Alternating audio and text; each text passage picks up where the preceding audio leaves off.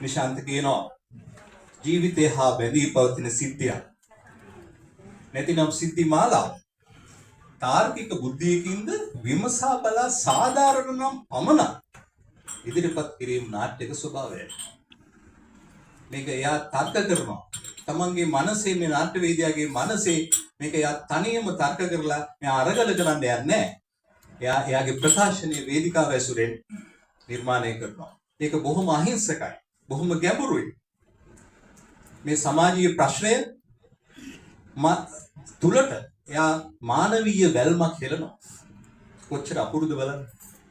හරි. දෘශ්‍යමාන පටලය ඔහු කියනවා. දෘශ්‍යමාන පටලයේ විනිවිද දැකීම නාට්‍යකරුවාගේ ස්වභාවයයි. ඔව්. ඉතින් ඔබ අපට පෙන්නලා දෙන්න ඕන. අපේ දරුවන්ට ඒක පෙන්නලා දෙන්න ඕන. අපි හැමදාම මේ දැන් ඇති වෙලා තියෙන දේවලුත් එක්ක තමයි අපට වේදනාව ඇති වෙන්නේ. ඉතින් නිශාන්ත ඊටාම දක්ෂ විදියට ඔහුගේ වචන හසුරවලා තියෙනවා. එක තැනක තියෙනවා මසිත් දවල පිටුව කිලිටි කළ බෝල් පොයින්ට් ලබ්බ නුඹ. මසිත් දවල පිටුව මගේ සුදු සිත බොහොම පිරිසුදු සිත කිලිටි කළේ කවුද? බෝල් පොයින්ට් ලබ්බ නුඹ. මට අර්ථ කිහිපයක් එනවා ඒක.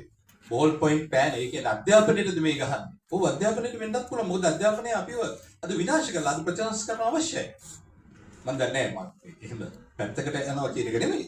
එහෙම නැත්නම් මේ වෙන අර්ථයක් නිශාන්ත ලස්සනට ඒක කියලා තියෙනවා. හරි මේක අරන් කියවන්න කියලා මම ආරාධනා කරනවා අපේ වැඩිහිටි සහෘදීන්ගේ.